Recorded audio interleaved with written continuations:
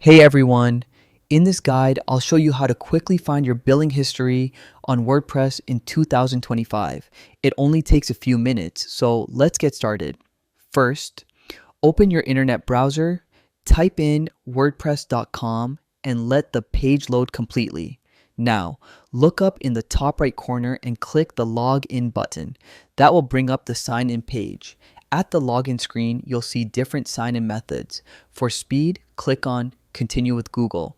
Choose your Google account and let WordPress handle the authentication. After signing in, head over to the Upgrades section in your dashboard. This page shows details about your plan and subscriptions.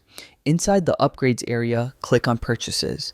This will display all your subscriptions and services tied to your account. Now, scroll down until you see Billing History. Click on it and you'll see a complete record of your transactions, including dates, amounts, and payment details.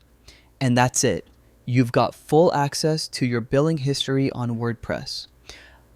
Pretty simple once you know where to look.